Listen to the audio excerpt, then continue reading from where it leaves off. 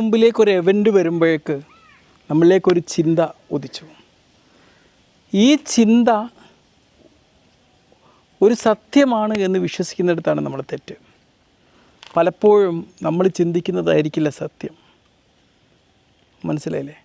ഈ നമ്മൾ ചിന്തിച്ച കാര്യങ്ങൾ അതിനെ സത്യമെന്ന് വിശ്വസിക്കുന്നത് കൊണ്ടാണ് അത് പലപ്പോഴും നമുക്ക് അസ്വസ്ഥതകളായിട്ട് മാറുന്നത്.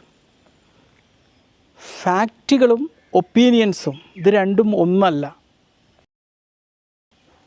അപ്പോൾ ഇതിനെ രണ്ടിനെയും വേർതിരിച്ചെടുക്കാനും ഇതിനെ നമുക്ക് അസ്വസ്ഥത ഉണ്ടാവാത്ത രീതിയിൽ പരിവർത്തനം ചെയ്യാനും സഹായിക്കുന്ന ഒരു CBT technique, cognitive behavioural therapy ടെക്നിക്കാണ് എന്ന് പരിചയപ്പെടുത്തുന്നത്. ഓക്കെ, ആദ്യം നമുക്ക് ഈ ഫാക്റ്റും ഒപ്പീനിയനും വസ്തുതകളും അഭിപ്രായം തമ്മിൽ വ്യത്യാസം എന്താണെന്ന് നോക്കാം.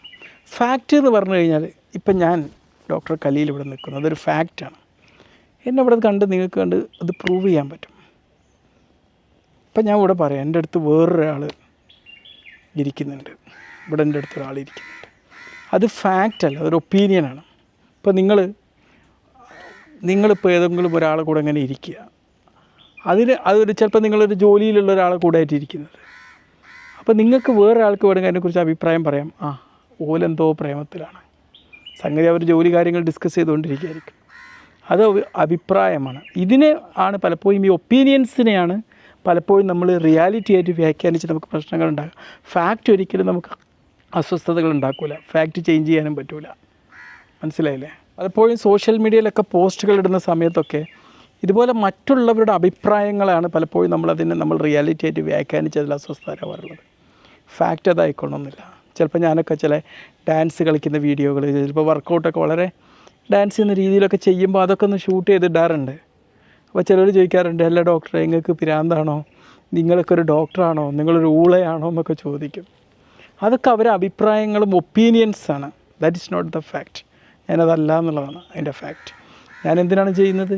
അത് ഒരു എക്സസൈസ് ചെയ്യേണ്ട പ്രാധാന്യം ബോധിപ്പിക്കാനൊക്കെ ഞാൻ റെഗുലറായിട്ട് ചെയ്യുന്നൊരു കാര്യം അതിൻ്റെ കൂടെ ഇട്ട് കൊടുക്കുന്നതേ ഉള്ളൂ. ഇപ്പോൾ റീൽസൊക്കെ കാണുമ്പോൾ വെറുതെ അതിൻ്റെ കൂടുതൽ എന്തെങ്കിലും ഡാൻസൊക്കെ ചെയ്ത് ഇങ്ങനെ ആക്കുക, അതൊക്കെ വെറുതെ അങ്ങോട്ട് ചെയ്യുന്നതെന്ന് മാത്രമേ ഉള്ളൂ. മനസ്സിലായില്ലേ? അതതിൻ്റെ ഫാക്റ്റാണ്, മറ്റേത് ഒപ്പീനിയനാണ്. ഞാൻ കുറച്ച് കാര്യങ്ങൾ പറയുകയാണ്. നമ്മുടെ ജീവിതത്തിൽ, നമ്മൾ ദൈനംദിന ജീവിതത്തിൽ നമുക്ക് മുമ്പിൽ ചേരുന്ന ഒരുപാട് സെൻറ്റൻസുകളാണിത്. അതിന് നമ്മൾ ഫാക്റ്റാണോ അല്ലെങ്കിൽ ഒപ്പീനിയനാണോ എന്നൊന്ന് വേർതിരിക്കുക.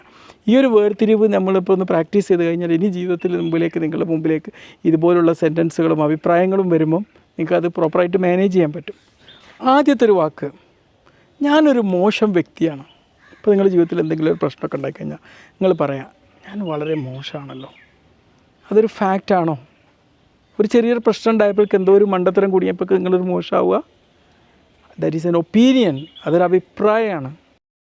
മനസ്സിലായില്ലേ? ഫാക്റ്റല്ല.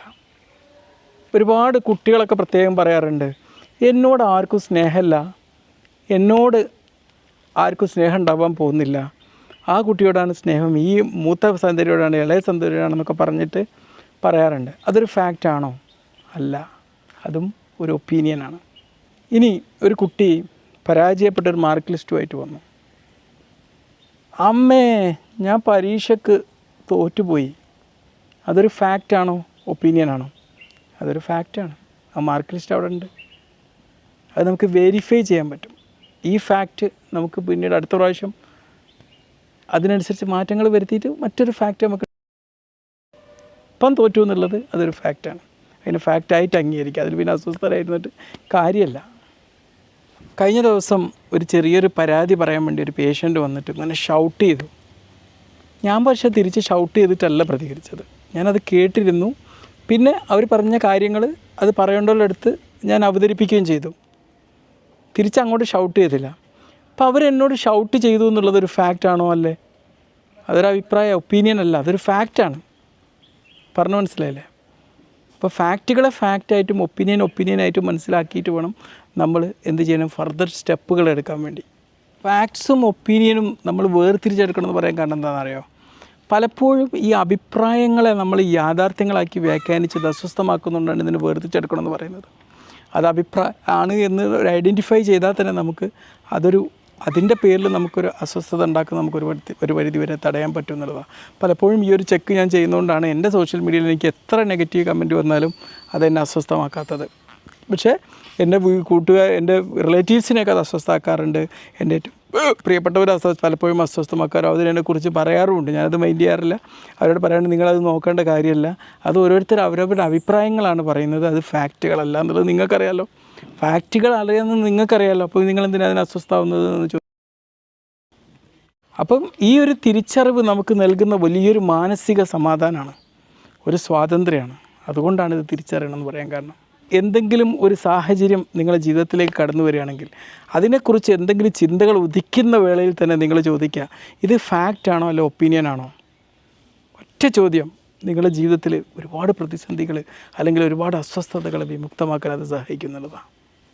ഒരൊറ്റ നിമിഷം നിങ്ങളുടെ തലച്ചോറ് നിങ്ങളൊരു കുഴപ്പക്കാരനാണെന്ന് പറയുകയാണെങ്കിൽ അതിനുവേണ്ടി നിങ്ങളുടെ ജീവിതം മുഴുവനും അങ്ങോട്ട് ക്ലീനാക്കേണ്ട കാര്യമല്ല. ആ കുഴപ്പിച്ച ചിന്തയെ മാത്രം ക്ലീനാക്കേണ്ടതുള്ളൂ. ബാക്കിയുള്ള കാര്യങ്ങളിലൊക്കെ നിങ്ങൾ ഓക്കെയാണ്. ഓക്കെ, മനസ്സിലായില്ലേ? അതിന് വേണ്ടിയിട്ട് നിങ്ങളുടെ ജീവിതം മുഴുവനും ഇപ്പോൾ എന്തെങ്കിലും ഒരാളൊരു അഭിപ്രായം പറയുമ്പോഴേക്ക് നിൻ്റെ ഡ്രസ്സ് മോശമാണെന്ന് പറയുമ്പോഴേക്ക് നിങ്ങളുടെ ജീവിതം മുഴുവനായിട്ട് അങ്ങോട്ട് അസ്വസ്ഥമാക്കേണ്ട ഒരു കാര്യവുമില്ല. ഒപ്പീനിയനായിട്ട് മാത്രം കാണാൻ നമുക്ക് സാധ്യമാവണം.